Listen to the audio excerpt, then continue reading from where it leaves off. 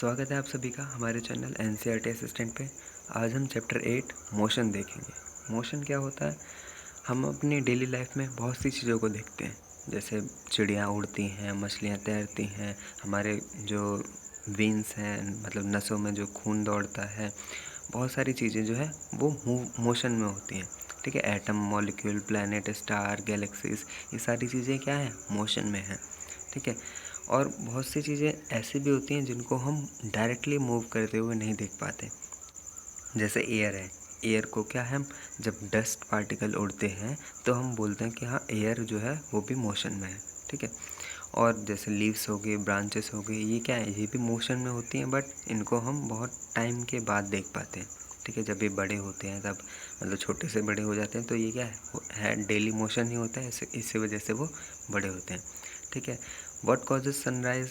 अब सनराइज़ भी होता है, सनसेट भी होता है, और मौसम भी बदलते हैं हमारे पृथ्वी के। तो ये सभी क्यों होते हैं? ये इसीलिए होता है क्योंकि जो अर्थ है वो भी एक मोशन में है। ठीक है, अब बहुत सी चीज़ें हम मतलब ऐसा बोलते हैं कि अब अर्थ अगर मूव कर रही है तो हम लोग भी अर्थ के अंदर हैं। हम में मोशन फील क्यों नहीं होता है? हम लोग क्यों नहीं घूमते हुए नज़र आते?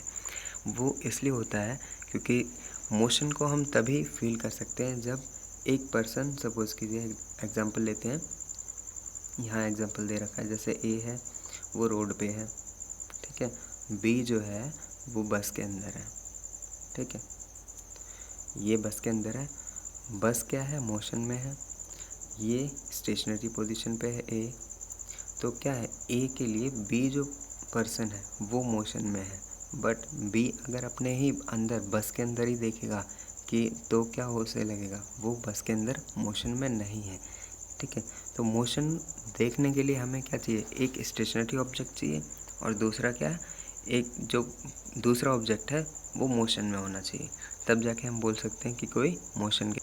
अगर वो बंदा बस के अंदर और पैसेंजर को देखेगा तो उसे क्या लगेगा कि वो सभी रेस्ट पे हैं। तो मोशन भी अलग अलग टाइप के होते हैं। कुछ मोशन क्या है, सर्कुलर में भी होते हैं। ठीक है, सर्कुलर में क्या ऐसे करके होंगे। ठीक है, और कुछ रोटेशन में होते हैं। रोटेशन मतलब जब जैसे कोई चीज़ एक ही एक्सिस पे मूव करे बाहर। ठीक है, एक ही एक्सिस पे, जैसे हम मोटर, फैन, अपना फ़ैन देखते हैं तो क्या है, ऊपर ये एक पाइप होता है और नीचे इधर उसकी पंखुड़ी जो होती है। ठीक है, तो एक ही एक्सिस पे मूव करना तो उसे हम बोलते हैं रोटेशन, और जो पूरा मूव करे सर्कुलर में, सर्कल शेप में, उसे बोलते हैं सर्कुलर मोशन। ठीक है, और एक होता है जो स्ट्रेट लाइन मोशन, जैसे बस जो है वो रोड पे चल रही है, कार चल रही है, तो ये क्या है, स्ट्रेट लाइन मोशन है। ठीक है, अब मोशन को डिस्क्राइब कैसे करेंगे? ठीक है, मोशन को डिस्क्राइब करने के लिए हमें एक रेफरेंस पॉइंट चाहिए होता है। जैसे अभी बस वाला एग्जांपल दिया था, उसमें क्या, एक जो पैसेंजर था या एक पर्सन जो था वो बाहर खड़ा था। ठीक है, एक था वो बस के अंदर था। तो ये जो बाहर वाला पर्सन है, ये क्या है, ये रेफरेंस पॉइंट है, या बोलें कि तो ओरिजिन बोल सकते हैं। ठीक है, तो इसके लिए जो है वो बी पर्सन जो बस के अंदर है वो क्या है, वो मोशन में है। इस ओरिजिन को हम मान के चलेंगे। ठीक है, अब ऐसे ही और मोशन देखें कि मतलब मोशन क्या है। मोशन जब हम, अगर यहाँ पे एग्जांपल दे रखा है कि जो गांव है वो 2 किलोमीटर नॉर्थ में है रेलवे स्टेशन से, तो रेलवे स्टेशन से, रेलवे स्टेशन क्या हुआ, इनिशियल पॉइंट हुआ बोल सकते हैं। ठीक है, और जो विलेज है, ठीक है, विलेज क्या है, ये फाइनल पॉइंट है। रेलवे स्टेशन क्या है, इनिशियल पॉइंट है जिसको हम यू से डिनोट करते हैं इनिशियल पॉइंट को, और फाइनल पॉइंट को हम वी से डिनोट करते हैं। ठीक है, तो इसीलिए अगर हमें किसी ऑब्जेक्ट की पोजीशन को बताना है, ठीक है, तो उससे पहले हमें उसका रेफरेंस पॉइंट जानना होगा, ओरिजिन जानना पड़ेगा। ठीक है, अब फर्स्ट टाइप है हमारे मोशन का motion along a straight line. Straight line मतलब अब क्या है, ये इस मोशन में हम बोल सकते हैं कि जो भी मोशन हो रहा है वो स्ट्रेट लाइन में हो रहा है। ठीक है, सपोज ये, इसको हम अलग अलग नाम से जानते हैं। एक तो होता है स्ट्रेट लाइन, एक है translatory motion translatory, okay, translatory हो गया, और स्ट्रेट लाइन मोशन। इसमें क्या होता है, कोई भी ऑब्जेक्ट जो है वो स्ट्रेट लाइन में ही मूव करता है, ठीक है। जैसे ये है, सपोज कीजिए ये रोड है एक, और कोई पर्सन ओ से लेके इस डायरेक्शन में मूव कर रहा है।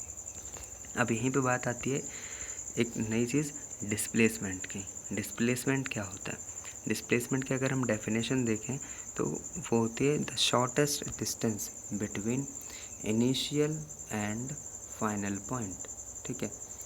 जैसे ए और बी, ठीक है, ये इनिशियल है और ये है क्या है, फाइनल पॉइंट है। तो इनके बीच जो शॉर्टेस्ट डिस्टेंस होगा उसे हम डिस्प्लेसमेंट बोलेंगे, ठीक है। तो ये जो ए और बी है इसी में मानते हैं, जैसे ये ओ पॉइंट है, ये हम मान लेते हैं अपना इनिशियल पॉइंट, और सी पॉइंट को मान लेते हैं अपने अभी के लिए फाइनल पॉइंट, ठीक है। तो ये अगर मान लीजिए मैंने ये यहाँ से कोई एक पर्सन है वो ऐसे करके ऐसे घूम के गया है, इधर से इधर से इधर से, तब जाके वो यहाँ पे पहुँचा है। तो उसके लिए इनिशियल पॉइंट क्या है, ये है, और फाइनल पॉइंट क्या है, ये है।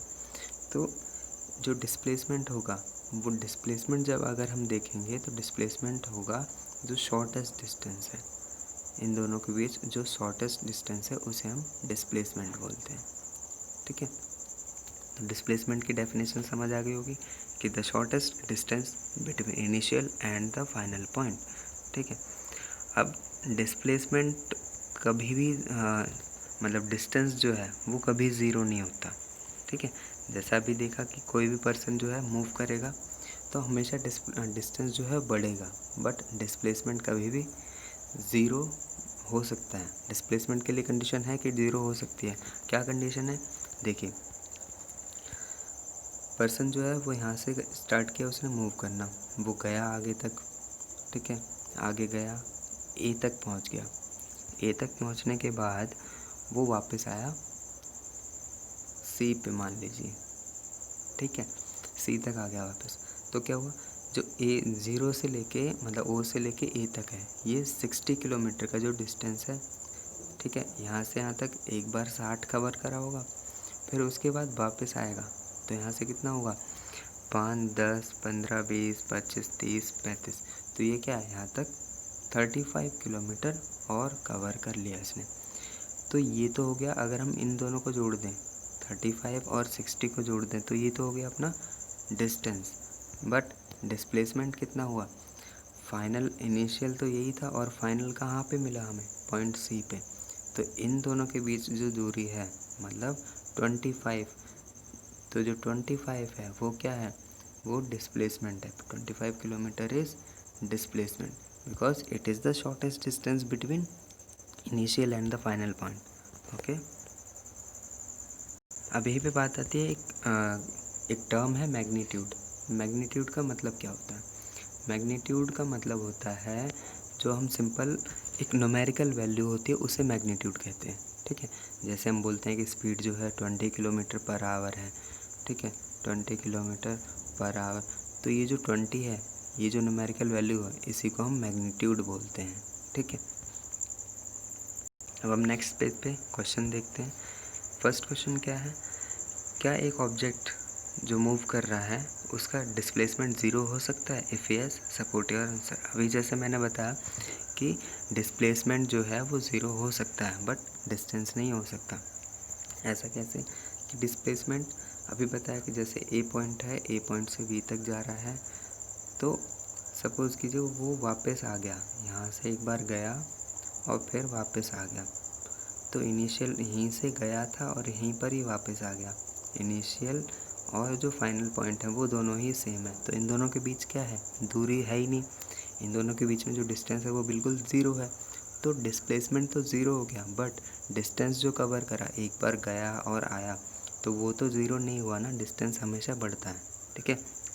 तो हम ये एग्जांपल दे सकते हैं कि जो डिस्प्लेसमेंट होता है वो the shortest distance between initial and the final point. और अगर हम इस कंडीशन में बात करें कि अगर वो इनिशियल पॉइंट और फाइनल पॉइंट दोनों अगर सेम है तो डिस्प्लेसमेंट क्या होगा, ज़ीरो हो जाएगा। बट इस कंडीशन में डिस्टेंस ज़ीरो नहीं होगा। सेकंड क्वेश्चन है कि जो एक फार्मर है उसका एक स्क्वायर फील्ड है, ठीक है, स्क्वायर फील्ड है जिसकी साइड 10 मीटर है। तो वो एक साइड मतलब ए से बी में जाने के लिए, ये कर दिए ABCD पॉइंट है इसके, तो वो ए से बी में जाने के लिए, बी तक जाने के लिए कितना